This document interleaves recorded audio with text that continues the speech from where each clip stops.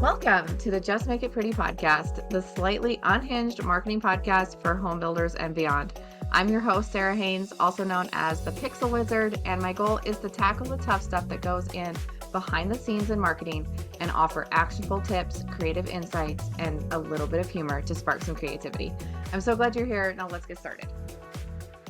Hey, everybody, and welcome back to the Just Make It Pretty podcast. Today, I have a super exciting episode. I have Kevin Weitzel here with me, and we are going to be talking about building a brand that's unapologetically you. And I just could not think of a better guest to have on for this topic. Kevin is a total icon in the industry, and I'm just so excited to have him. Not that he needs an introduction, but if you don't know who Kevin is, he is the partner at Outhouse, and he hosts the Home Builder Digital Marketing Podcast, which I'm sure all of you are also listening to if you are here. So, Kevin, thank you so much for joining me. And I want to give you a second to say anything that I might have missed in my little introduction there and just give you a second to talk. That's pretty much it. I'm Kevin Weitzel. I've been in the industry for 10 years. I'm a junior partner here at Outhouse. I am the co-host of the Home Builder Digital Marketing Podcast. It's a very hard thing to say for me. We need a shorter name for our podcast. Just make it pretty. It's so much easier. You should have thought of that, Kevin. and that's really about it. That's pretty much me in a nutshell. I'm a father of two, and that's me.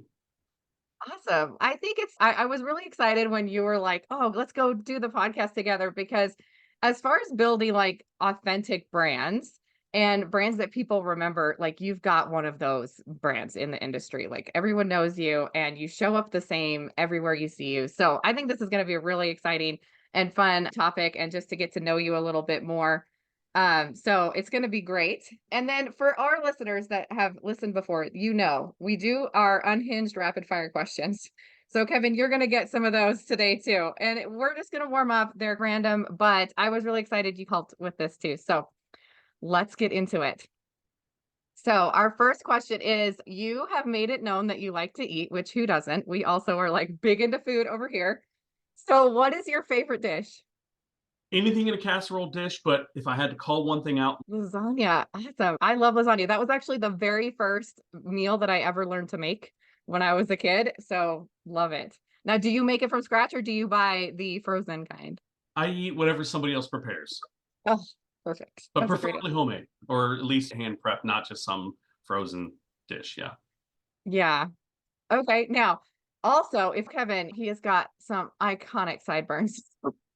So tell us about the sideburns. Do you ever shave them? Where did that come from? I do. So I served 8 years in the United States Marine Corps. I hated shaving and I hated running, both of which you absolutely have to do on a daily basis in the Corps. And when I got out, I was like, I'm never shaving again. I found out that I had this section of my face right around the goatee area where I just get really itchy and I look like a meth addict. So I just had to shave. So I tried everything. I tried a porn stash. I tried a Fu Manchu. I tried a soul patch. I did a goatee. I did an Amish jawbone. The thing that stuck was the sideburns. Number one, I know they look silly. I understand, yes, they look silly. It's not like if nobody else in an entire football stadium has sideburns like this, it's different, unique, and also silly looking that nobody else wants them. But my mother, when I got out of the Corps and I just grown this just ridiculous beard, she basically asked me, she said, look, can you at least shave one day a year so you're not a dirtbag? She had it in her mind that people that always have facial hair are they're not trustworthy. There's just something off. It was just her little ism that she had. So I made a promise to my mom, and now that she's been gone for a good 4 years now, I made a promise to her that I will shave at least once a year. So every once in a while I shave, and it's not just because of my mom. It's also because sometimes they just get out of whack and not even with each other. So I just shave them off to start over because I don't have the patience to try to fix them. So funny. So do you have a specific day? It's okay, it's March 11th. We got to shave, or is it just random? No, it's usually just that if I haven't done it throughout the entire year, the last day of the year, I will shave just to keep mom's promise. But usually it's just whenever they get so unruly and unkempt where I start looking like a homeless person, I actually have to shave them. Yeah. That's amazing. That's such a better answer than I even thought. Okay, now I don't know if you play golf. I have a feeling that you might. Have you ever gotten a hole in one? I have had 3 of them. No 2 way. on the same exact hole, both with my father when I was a child, once, and they were about 4 years apart. And then the third one was at the time, the third longest recorded hole in one in the world, which was 355 yards. It was on a par 4. I just happened to crack off this drive and it dropped in the hole. I was on in Japanese ABC. I got interviewed by Japanese ABC, and they came to the place that I worked at the time. I got golf clubs from Ping Carson Manufacturing, which is Ping Golf. They set me up with a set of clubs because I was only using like a mixed match Ping set at the time. But yeah, 300. I've had three of them. That's so cool. I've had a hole in one in mini golf. Does that count? Yeah, same thing. It's the It's still a same. hole in Like one. no one put me on TV for it, unfortunately, but all right. And the last one, how many countries have you been to? I had 8 years in the United States Marine Corps, as I mentioned. Mhm. During that time, because of my job, I was an 8541, which is a garrison sniper.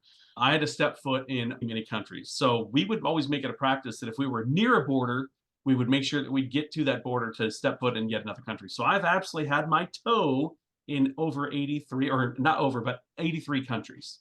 So almost, I think roughly, we counted them up one time, roughly 70% of the countries in Africa, a lot in the Middle East, and then and surprisingly enough, none of them were ever vacation spots. The Marine Corps does not send you, contrary to Yeah. belief when I went in, because I signed up thinking I get to travel the world, go to beautiful places.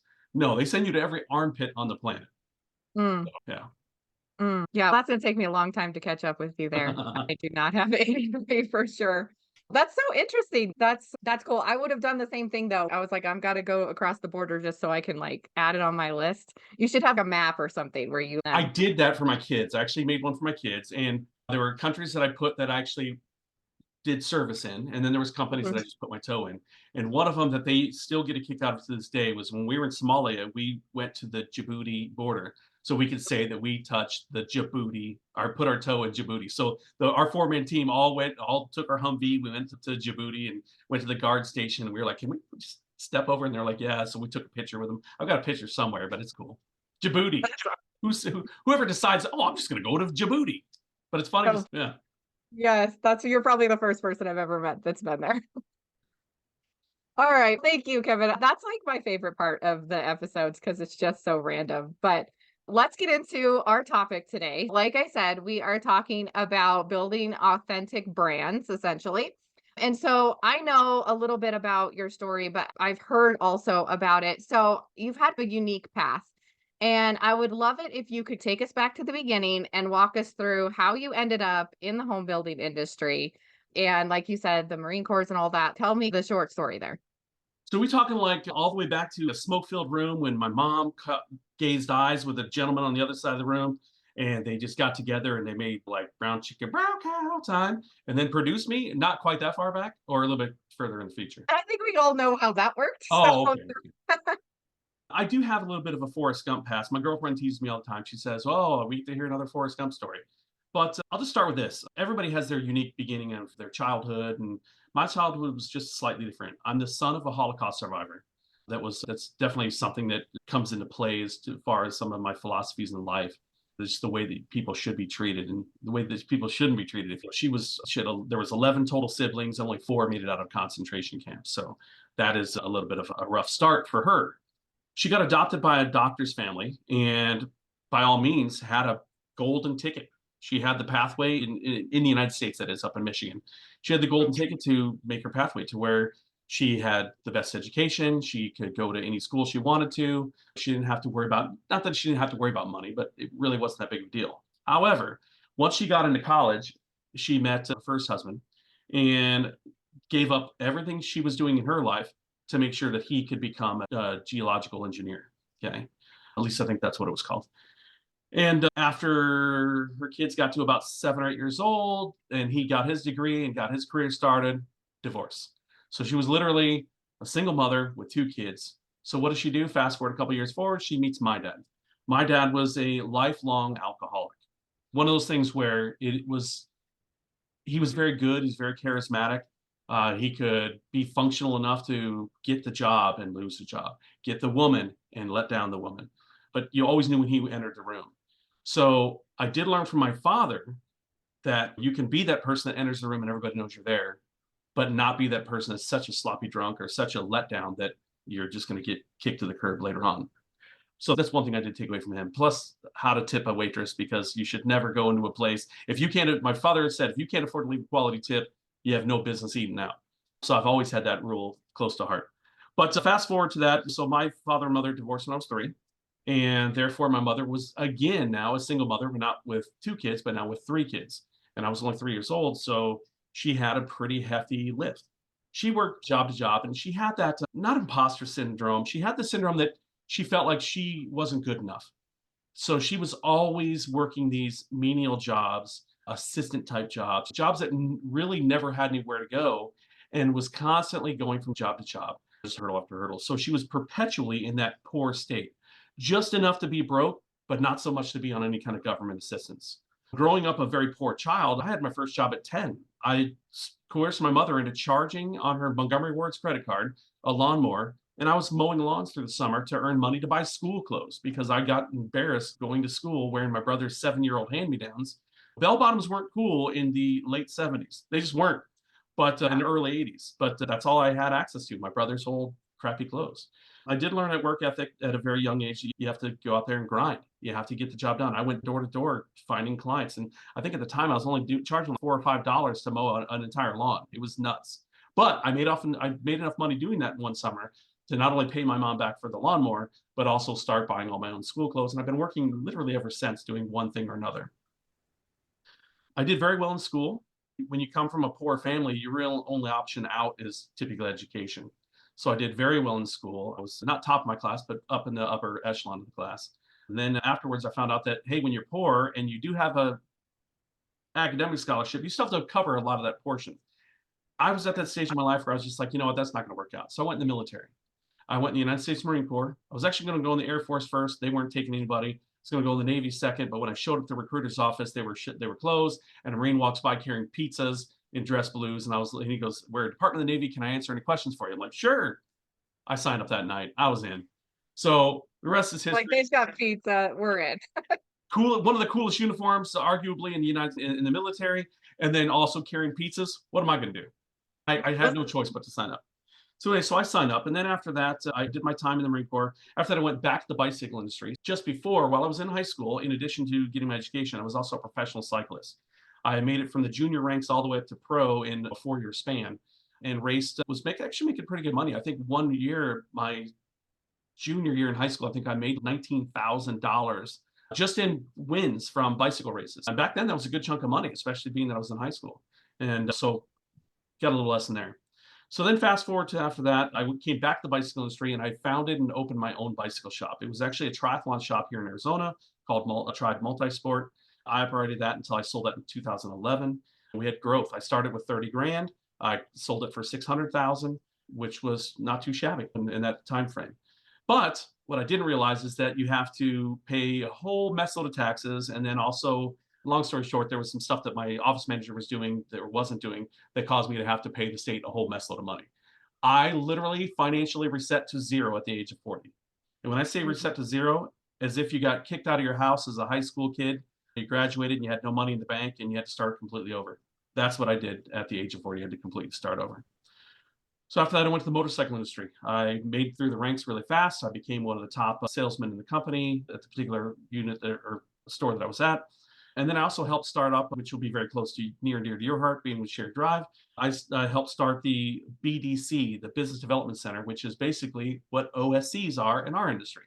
And this is years back. So we're talking 19 years ago, started up a BDC. So the auto industry has really been changed ever since. They depend heavily on it. Over 90% of all deals flow through their BDC in a Harley Davidson dealership in one way, shape, form, or another.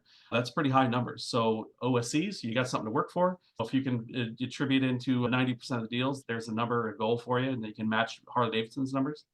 Oh, yeah. And then I got tired of that. I got disenchanted by it because of how much unscrupulous practice there is in that industry. And a friend of mine who owns Outhouse asked me if I'd come help him set up a sales program, policies, procedures, and follow-up content, etc.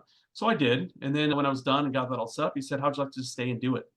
And I did it. So I've been in the industry now 10 years. I love Outhouse. I love the home building industry as a general rule. I like the majority of it. We really aren't just selling a product. We're selling people's homes, their dreams to live in a home. And going back to that poor Kevin that lived in a trailer with his mom struggling and working 2 and 3 jobs at a time, having a home is pretty paramount. Yeah, yeah, it's pretty nice for sure. Yeah. That's an incredibly powerful story, and I just can't imagine, like you said, like, having to start over, and that's gotta be so scary, and just it takes a lot of courage to do that. So thank you. Thank you for sharing that. Now I wanted to go back to you were in cycling and in the Marines, and I'm sure there was like so many lessons that you learned through all of these different industries and these different experiences. So how do you feel like that has impacted your work today and your career now? What did you take from that to propel you forward? Actually, several. So back to the cycling days, there's a lot of preparation that goes into race day. When you see somebody on a podium, you aren't just seeing that they kicked everybody's butt that day. You are seeing the culmination of all the effort they put into it for a year or an entire season leading up to that. There's some natural ability too, but for the most part, you really can only take natural ability up to that 85, 90% ratio. That last 10%, which is what separates the winners from the not winners, is all that work and prep that goes into it. So I'm a firm believer in making sure that you prepare for something ahead of time, whether it be getting an attack list of clients you want to go reach out to, or setting up your CRM to where you are actually going into your CRM and setting up your tasks that you're going to do on a repeating basis and setting up automations, et cetera, for that sake. So that's what I took away from the cycling industry, more so than just timing of knowing when to sprint, when not to sprint. That's a whole different beast. But Yeah. realistically, it came down to prep. In the Marine Corps, I just learned that everybody has a shot. And no matter what walk of life you come from, you have a shot in this world to do whatever you want to do. It comes down to you still have to be that person that puts your nose on the grindstone. You're the person that has to turn the wheel. You're the person that has to erect the antenna. You're the person that has to bake the cookies in the sales center when the model home. You're the person that has to get up and put your clothes on and press your clothes and make your bed. All those things I learned from the Marine Corps that it is important. I also learned a hierarchy and that you have to have respect for not only those that are superior to you in the hierarchy of a company, but also have respect for the people that are your equal or beneath you in a company. There's what is the saying? You should treat your CEO or treat your janitor the same way you treat your CEO. And I've taken that to heart. So I don't care what walk of life you are. I don't care if you're first day hire OSC or 20-year veteran in the sales team or a sales leader. You're going to get the same treatment from me in the fact that I will respect you as a human being first. Then you have to earn it. And that's the other thing I learned in the Marine Corps is you don't get promoted unless you earn it. So you do have to earn it there. What I learned in the bicycle industry, not in the racing, but on the bicycle side, is that I had two rules that I followed. And I don't remember, truth be told, I don't remember where I picked these up. But one is that you should treat everybody as if they're a millionaire and can buy everything in the store. Even for those that don't, who are you to crush their dreams into dreaming of owning that $10,000 bicycle or that ridiculously chrome laden Harley Davidson or that 5-bedroom home with a library built into it? It's not your job to crush their dreams. It's your job to educate them on how they can get there. And whether that is reality or not, that's a whole different story. So treat everybody as if they're a millionaire that can buy everything. Therefore, you're never going to piss anybody off. You're never going to assume that somebody can't and ruin a sale. I sold a bicycle. The first high dollar bicycle I ever sold was to the keyboard player for Kansas, Matt Southard. He came in our store looking like a homeless dirtbag. He was wearing cutoff shorts. He was wearing like this. Back then, there were mesh beater shirts. I forget what they called them, but they're basically like football jerseys with the sleeves cut off. He came in Yeah. with one of those, and our manager wouldn't give him the time of day. So he came over and asked me some questions. So I answered him this question. My manager kept interjecting, saying, "Oh, basically pushing it off, saying you're wasting your time." And it was really rude. And the guy basically looks up at our owner who was sitting in this up pedestal up higher, not pedestal, but her office was located above the sales floor so she could see up the entire sales floor. He says, "Man, you look important. What is your job here?" And she goes, "I own the place." And he said, "I'm going to be buying a bicycle. I want to buy that bicycle." And he pointed to this $7,000 tandem on the wall, which is a lot of money in 1984, I think is when this happened. And he said, "I want to buy that bicycle. And if this guy has anything to do with that, I won't buy it. I want to buy it from this guy," which he pointed right at me. So she goes, "That's totally fine." She came down and she got a deposit from him, which was $1,000. He literally pulled it out of his nasty old jean pocket. Come to find out, he comes to pick up the bike when it was finally ready and done and set up and built the way he wanted it built. He pulled up in this tour bus RV. We're talking $100,000, $200,000, $300,000 job. I don't know how much it was. It was a lot of money though. It had a boat on the roof of it, and it had a car that was towing behind it. It was one of those high-end Range Rovers, Land Rovers. But regardless, it was badass. The guy comes in, he brings in all these Kansas albums and then his own personal album that he had. So I sold a bike to a multimillionaire that was a rock star.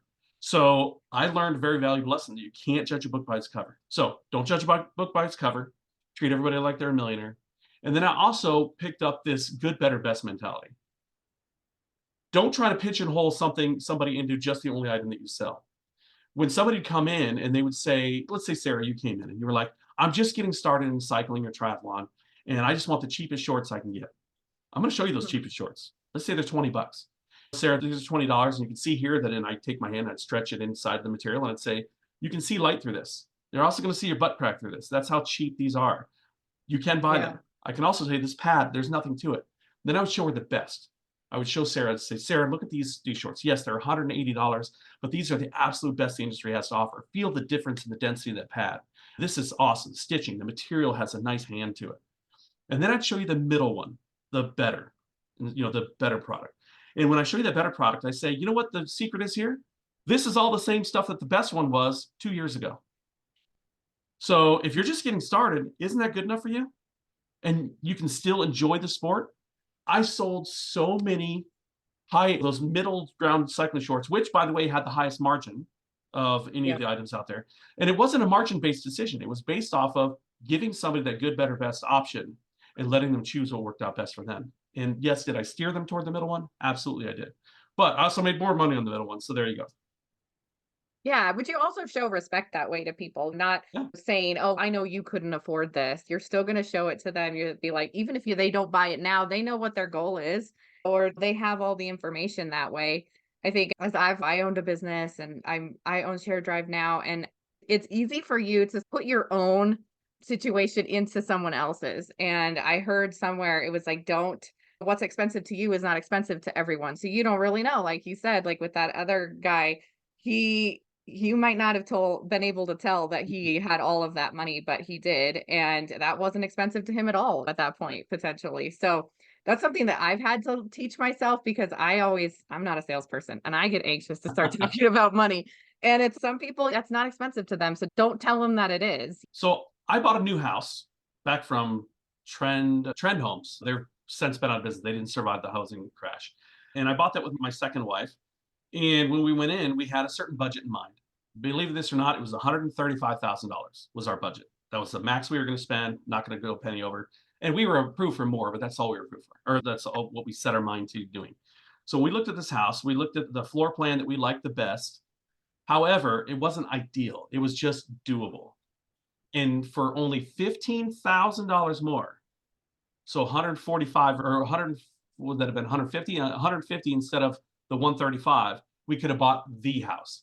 So my salespeople that are on this call or listening to this podcast, they know 15,000, that's a nothing burger. 15,000, you could buy your dream house instead of buying a house that's doable. Guess what? That house was just doable. And if we would have spent just that extra $15,000, which equates to nothing on the payment, when I say nothing, it's a very minuscule amount, we would Yeah. have been in the dream house. Could have saved their marriage. Who knows? No, I'm just kidding. It wouldn't have saved the marriage. But the whole point is that by sticking to the guns of I'm just getting started in this, I don't want to spend that much money, you literally can be setting yourself up for failure. And that's what we did. So I can tell you from both a cycling short analogy and practice all the way to buying my first home that I know firsthand that you can set yourself up for failure by sticking to your guns on one aspect of the purchase instead of considering other factors. Yeah, for sure. And what I wouldn't do to go back to that price point for your dream house would be Oh so yeah, nice. yeah. So I want to talk about like your sales and marketing now. What was the moment that you realized? I know for my career, like I have a specific moment where I was like, oh my gosh, like it's graphic design. I need to be in marketing. Do you have a moment like that? And what's the story behind that? That's a great question. I'm going to go back to my mom. I have so many memories with her working job to job, making hardly any money, struggling every single month just to make do, doing without for herself so she could provide for her kids. I have so many memories of my mom not smiling. I have to struggle to find times when I remember my mom actually smiling about something. And they were so few and far between. So I like to bring a smile to somebody's face, whether it be self-deprecating and jokes about myself, or whether it be just about finding the lighter side of things, or finding the sophomoric humor in scenarios versus just being serious all the time. That has allowed me to have that comedic aspect of enjoying life and being part of the sales team. Two, because my mom was always struggling, we moved many times. By the time I was 18 years old, we had moved over 18 times. That's one time a year for every year that I've been alive. So when you move from place to place, you have to meet new people every time. So I do have that gift of gab of being comfortable with walking up to a new person. Hey, how are you? I'm Kevin. I'd like to have a chat with you. How's your day going? Whatever those conversations lead to, I can be the what they call the jack of all trades and master of none. I can be the jack of all trades in every single conversation. There's not a topic out there that I can't be part of discussion on. I can literally go into a room and talk with anybody, and that's something that salespeople are always good at, is being able to talk to people, be personable, be able to read people.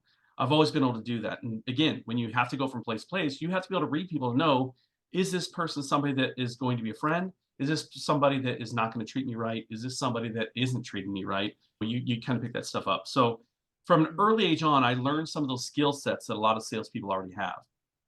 And then two, when I found out that salespeople can actually make money, pretty good money, and there's sometimes it's work. Sometimes you got to grind. Sometimes you have to work. You have to do your emails. You have to do your handwritten cards. You've got to pick up the phone and make phone calls. You've got to do everything. So because of that, it's something you could do. And then on top of that, I stopped my education at an associate's degree in communications, which is the easy pathway for education, if you ask me. But I stopped there. So there's a lot of doors that get shut just based on education alone. Doors never shut, sales. Everybody wants sales, and if you can make sales happen, they don't care if you have a third grade reading level. As we know from Chad Sanchagrin, doesn't he say something about he barely made it through school at a 1 point something grade point average? So it really doesn't matter what your background is. It's your ability to just understand and make conversation with people and be able to uncover what their problems are and be the solution or provide the solution for what they're looking for. So that's probably the time was when I was in high school, I realized that's probably going to be the route that I'm going to go.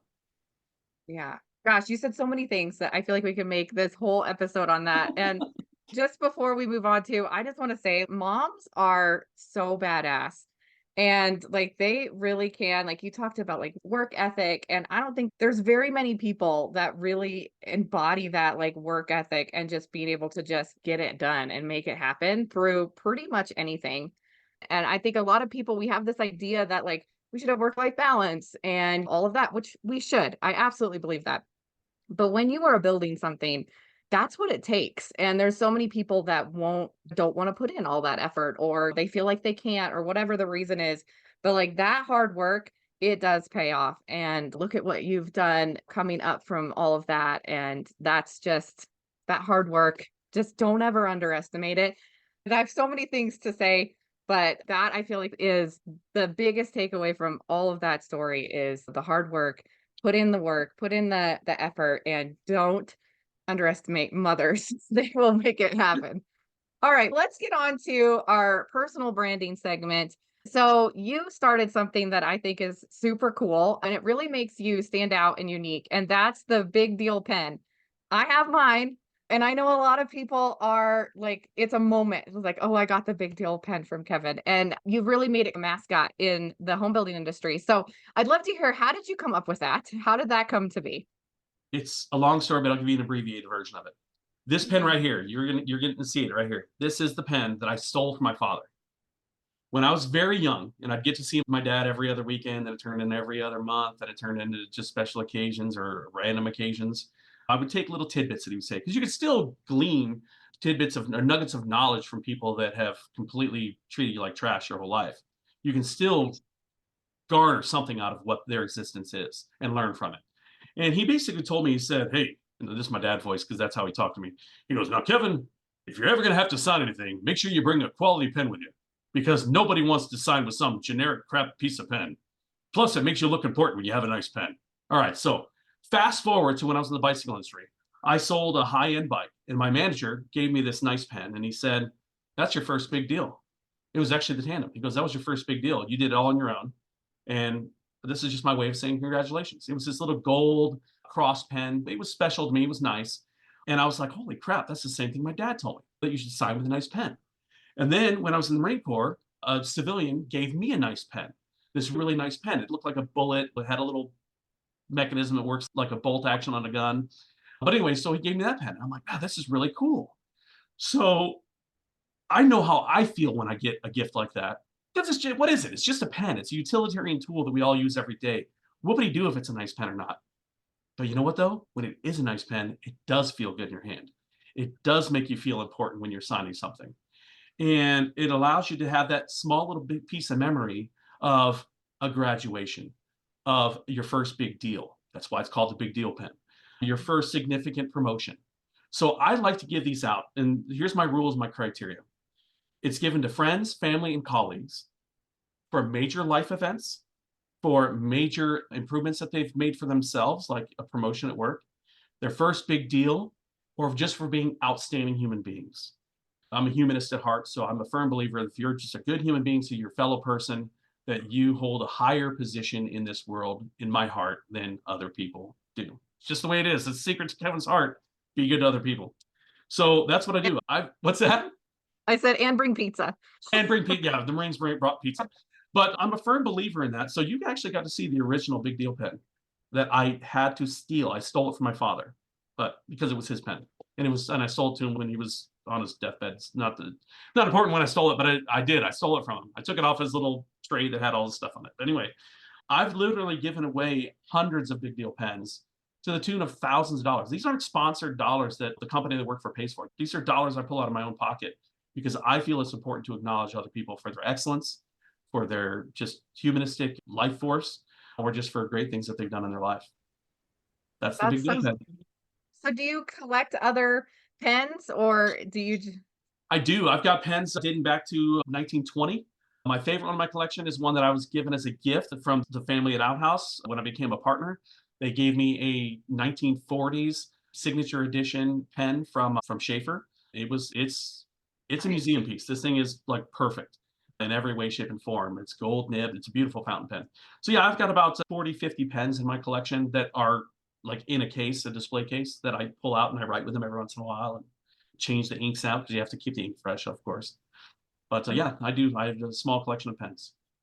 That's awesome. I did not know that. I think what the things that people collect are so interesting and it always has a story like that behind it. I know like people who have gotten the big deal pens, like people like actually really care about it. Like it's a cool thing for them. They're like, "Oh my gosh, like I got that pen." And it makes an impact in their life. It also makes you memorable, which may or may not have been your goal when you did it, but like it Mhm. does. Like you are unique in the industry for having this thing. And when people are building personal brands, I feel like they're always looking to find what is the thing that I'm going to be known for. And it's if you're trying too hard, I feel like it comes across that way and then it doesn't land. And the big deal pen feels like it really landed because it's like authentic to you. You actually do like pens and I do. Not only do I like pens, but I also like the meaning behind it. I understand that some yeah. people I give it to, it's just a pen. I understand it. You can't give it with an expectation that they're going to be like, oh my God, it's the best gift I've ever got. That's not what you're going to get. But Yeah. what you do get is you get to know that you made somebody feel good. Maya Angelou, she has this saying, is I don't remember the exact quote, I'm probably going to butcher it, but it's something along the lines of people won't remember the things that you said. Sorry, but they're not going to remember It's listening to this podcast. Sorry, but that's just the way it is. They're not going to okay. remember I'm the okay with it. things that you do or that you've achieved. I did this job, I did that job, I sold this item. They're not going to remember that stuff, but they will remember how you made them feel. So I always want to touch people in the fact that in the state that they will feel that I acknowledge them for who they are and that I Mhm. made them aware that people care. That's how I Yeah. want people to remember me. So. Oh, absolutely. That so closely aligns with how my philosophy is too. Like when you're trying to find your thing, you have to it has to be authentic to you and it has to make people feel something. And I think the most valuable things are the things that make people feel because that's what lives on. It's like pictures. You take a picture of something because you want to remember it, but when you look at it, you remember the feelings, you remember the smells, you remember that person and how, they've impacted you. It's more than just, oh yeah, I've got this picture on my wall. So I was into photography for a long time, and that was the most exciting thing. It's like you're capturing a feeling in a moment that they're going to be able to relive then. And so it's more than just like having a thing. But I do want to ask you too, if someone is out there and they're looking to find their thing and they're looking to try to stand out and everybody wants that, it can be really difficult, and there's not a lot of unique things out there to do anymore. So what would be your recommendation for them or your advice on how they can find that? There's only so many Eddie Murphys on the planet, and Eddie Murphy is the only Eddie Murphy that there is.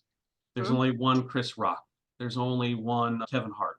I'm naming all these black comedians. I don't know why they're all black male comedians, but that's just the three that popped into my brain. But there's only one person that is that person. So you are uniquely you.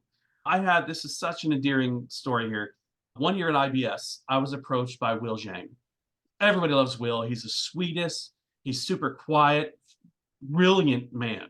But he pulled me aside at one of I think it was the Lasso party of all places.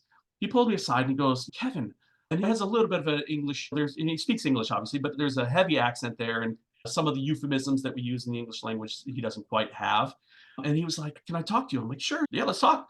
And he pulls me aside and he goes, I want to learn how to be like you. And I was like, what? And he goes, you walk into a room and people know you. You walk in a room and people smile. And he goes, I want to learn how to do that. And I'm like, number one, flattered. And I was so flattered. And I said, but number two, I said, Will, you can't be this. Here's the thing. I walk in a room. I know I'm a heavy set guy. I know I've got a strong personality, but I use that to my advantage. I walk in and I make self-deprecating jokes about my weight. I make jokes about that I eat too much and don't have the physical ability to put down a fork. Trust me, I know this, but I say it in a lighthearted fashion, not to be offensive to other people, but just to have fun at my own expense. And I said, that is something that I have that just based off of my body's build and et cetera, and my overall personality. I said, you have your own draw. And the draw is that you are a flippant genius. And the draw is that you are a very kind person. And that you want to, and you're a generous person because he wants everybody to have this information that AI has and that we can uncover this and use this for good. The story though that I want to try to bring to this is not just that he pulled me aside, but that people do struggle with their own reality of who they are. And there's nothing wrong with just being you. So I'm a firm believer that you just have to be genuine and unapologetically authentic of who you are. If you're a little boisterous, hey, take that with a grain of salt. That's just who you are. If you're a little bit more reserved, if you're more of a librarian, but you still can hold on a conversation, great. Mhm. Leverage that. There's nothing wrong with that. Plus, there's people that love librarians. You know what I'm saying? Boom. No, I'm just kidding. But you have to basically know who you are, be proud of who you are. And if you aren't proud of who you are, work on those shortcomings. Work on the Mhm. things that make you less of desirable of a human that you don't want to be. And work on the things to make you better of who you do want to be. So that would be my thing is that you have to be genuinely you, no matter what you are. Yeah. People get in their mind and those voices tell you like, I'm not loud enough or I'm not big enough. And they see big personalities and they're like, that's not me. And if they force it, it comes across as force. And if they just sit with that feeling, they never actually do anything. But you actually do have so much more impact than you realize just walking into a room. And Will is such an amazing example of that because he's the sweetest guy, but he is so smart, and if you have a chance to sit down with him, he's just got so much knowledge, and I do think when he walks into a room, people notice. It's just not the same way that maybe someone notices that someone's louder or someone's really tall or they have a really deep voice or they have something else that's unique to Yeah. them. But the quiet people, they're often the ones that surprise you, so don't underestimate them. As a quiet person myself, I often feel like I need to be bigger, I need to be louder, I need to do something. But it's not true. That's just that insecurity talking.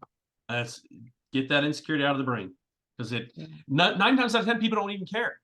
They don't care that you're not the loudest voice out there. They just Mm-mm. want to know, can they garner anything out of the relationship? Can you bring something positive to the equation? If that's what you're bringing, positivity, and it has to be quiet positivity, then great. That's what you're bringing. And that is enough. And you can tell when someone walks into a room that has a quiet presence, the energy in the room changes. And maybe that person doesn't see it, but it happens. You can see people like physically shift towards certain people, whether they're talking or not. And that's so powerful. You have to take control of that power because that So is your essence and your brand. I have a little secret that I'd like to tell everybody here today. I have a thing that I do at corporate events, at social events, at parties, and I do it every single time. I make it a point that when I walk into a room, I find that person that is and I'm not going to say socially awkward, but that person that is just, and you know what I'm talking about, where they're the ones that move to a corner of a room. They keep their head down when they're in a conversation because they don't want to be called on. They're worried that they might not be perceived as enough. I hunt those people down and I make them feel welcome. How are you doing in life? What's going on today? What brought you to this event? Any of those kind of things, because everybody talks to trust me, I get conversations all the time when I walk into a room. You do too. But that super quiet, introverted person that might have a boatload of stuff to provide and that took the time to show up. When you take the time to show up to something, you're wanting to provide something or get something out of it. So I make it a point that I find those people, no matter who they are, no matter what walk of life they are, no matter how awkward they are, and I try my best to make them feel welcome. Sometimes I scare the shit out of them. Sometimes I do. But for the most part, I try to make those people feel welcome. Yeah, I'm sure they appreciate it because a lot of times being introverted is it's a blessing and a curse because they are taking in so much information that everyone else maybe isn't, but they need that prompt sometimes to just come out of their shell a little bit Yeah. and come back to the room. And yeah, an extroverted person is like the best for an introvert because it's I just need you just to give me a little bit of what you have, Yeah. and it just makes such a difference. It's the yin Uh, and the yang.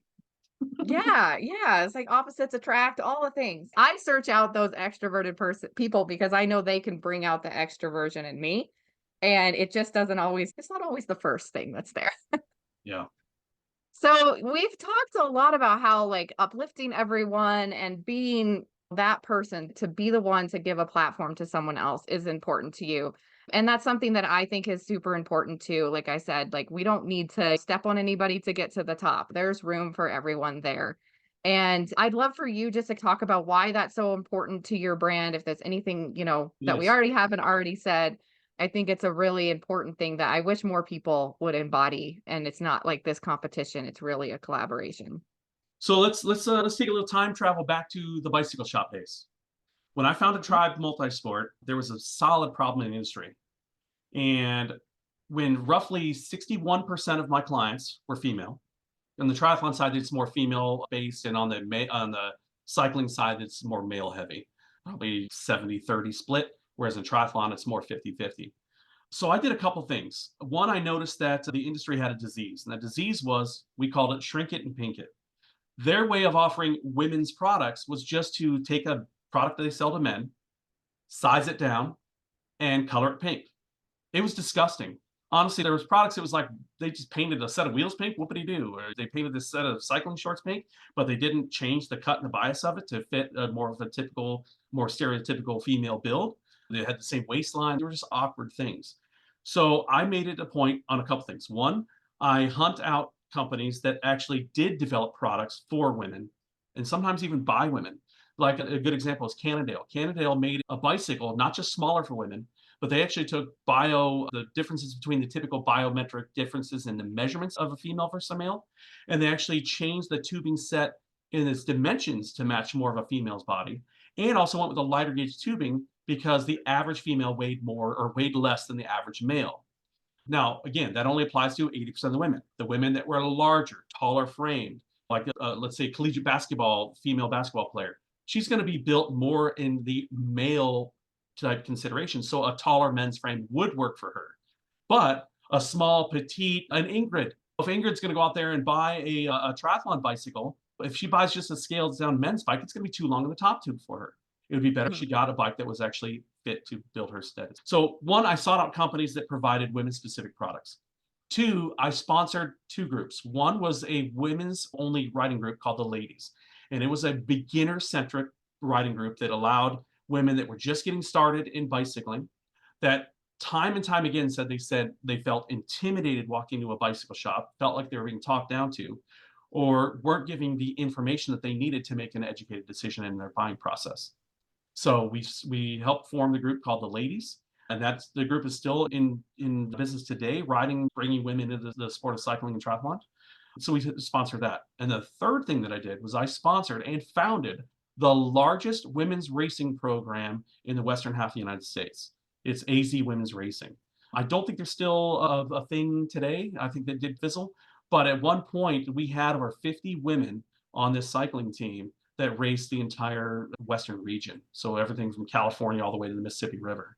And I founded that team. I brought on sponsors like Metro Phoenix Bank, or I'm sorry, Metro Bank. I brought on LifeLock as a sponsor. There were a couple other sponsors too, but those two that I think of off the top of my head. So I'm a firm believer that you have to put your money where your mouth is. If you believe that women aren't being treated equally, you have to give them that position. Now, once the playing field is equal, it's your merit that gets you where you need to go. It's your work ethic, it's your success, it's your work history that's going to get you where you need to go. Your personality, your ability to close deals, those types of things. That can get you where you need to go past that point. But when it's not equal to start with, when it's not equitable, that's not a good scenario for anybody, Yeah. except for those on the Yeah. positive side of that equation. The people on the top are like, "That's great." No, Yeah, that's that right. phrase, like, the shrink it and pink it, like, as a woman just makes me so mad. You're like, "Oh, great, amazing." Don't put any extra thought into what you're doing, like, that would kill you. So, I I, think that go ahead.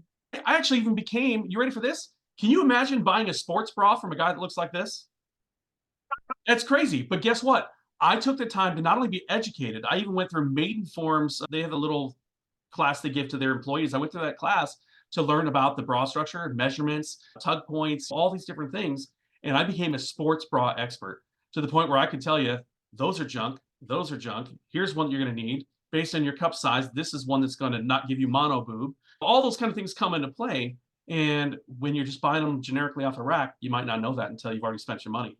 So I could literally had a group, a following of women that would literally come in, seek me out to sell them their running sports bras. Yeah. And it just takes a little bit of extra care, you're right? Like, you just had to learn something that you didn't know Yeah. before. And I think we should all be doing that, especially salespeople. Like, they need to be able to identify with a lot of different types of people. But marketing too, like, we need to understand a lot of different audiences so that we can create content for them that will speak to them. And if you're not doing that, you're really doing yourself a disservice in your career.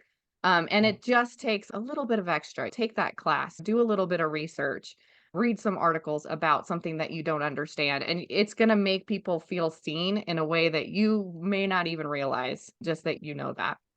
Yeah. I want to ask you one other question about being genuinely you. Have you ever felt like there was a moment where being yourself felt professionally risky? I think this is a fear that a lot of people have. They're like, if I show too much of myself, like it's gonna have a negative impact somehow, or this is an embarrassing thing to share, or this feels really vulnerable, and they push back on that. And it's human nature, but I was wondering, as someone who really always shows up as yourself and you don't seem to have those fears, I wanted to hear what your feelings were there. I do. And I'll tell you, there's two scenarios that I can think of. One is walking into a room, being that I am so vocal and I'm so Mhm. noticeable in a lot of cases. There's a saying that there's a 90-10 rule. That 90% of the people are completely indifferent to you, will accept you for who you are. And there's 10% of the people that won't like you because you wear glasses, you're tall, you're short, you're black, you're white, you're whatever it Totally. is, you're too loud, you're too quiet, you interrupt too much in the conversation. Those kind of things can really be off-putting. And that 10 and not necessarily off-putting, but they can be negatives in the mind of that individual person that's receiving that. Me, I know that I'm 80-20. I'm not a 90-10. I know that 20% of the people, because I am a little obnoxious, and I know that I'm obnoxious, but that's genuinely me. I'm just a little bit crazy. But because of that, I know that 20% of the people out there are going to be off put by my boisterousness, my ability to walk in and just be silly. So what I have to do is I have to change that. I have to tone it down when I go to certain things. If I go to if I go to a MAME award or the Nationals, I have to be that 95% Kevin and turn off that 20% because you have to be much more professional in those types of environments. When I go to do a presentation to a builder, if I'm presenting to a builder that all of them are quiet and reserved and old school, I have to be a little bit more old school. You have to mold and morph your genuine, you still be genuine, but you have to tone down or swing up the level of you. You have to change that volume dial, if you will. So I have to bring down the volume dial at certain events. But outside of that, no, that's really about it. I truly do believe you have to still be who you are. And you're never going to please everybody. If you think you're going to please everybody, you're not. I don't care how pretty you are. I don't care how charismatic you are. There's always going to be somebody that you're not, that's not going to like you. I hate, Yeah. I hate Channing Tatum. What's his name? Channing Yeah. Tatum. I Yeah. mess up his name all the time on purpose because my girlfriend loves the guy. She's totally head over heels gaga in love with the guy. I personally hate him because of that. Yes, you're not, and he's done nothing to me, nothing wrong, but I don't like him because of that. Yeah. So basically, if I'm going to rephrase what you said, is basically you have to be comfortable with the fact that not everyone is going to like you. And then also not really change yourself, but like maybe have different modes and just to understand like your environment and what mode is appropriate. But still, there's going to be people that don't like you, and that's just the way life is. Yeah. And the thing about assumptions is that a lot of times people's assumptions are wrong.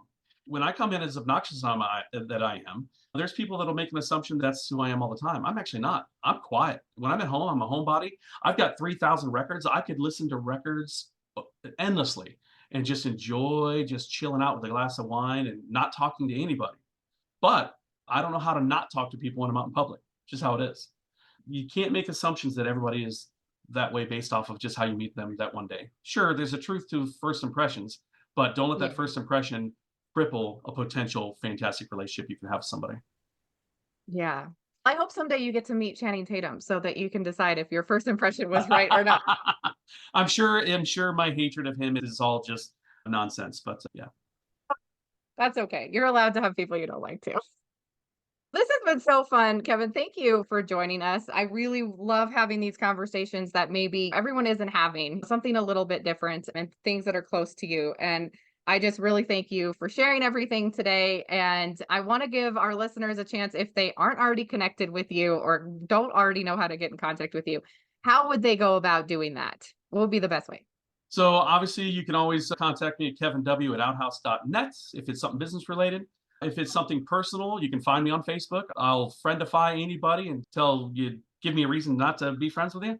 And then if it's a professional connection, LinkedIn, preferably. Perfect. Awesome. And after you're done listening to this podcast, go over to the Home Builder Digital Marketing Podcast, listen to their latest episode there as well, and then come back here and see our next episode. Follow us here. If you have any questions or have any comments, make sure to leave those in the comments. We are down there, and tag Kevin as well so he can see them.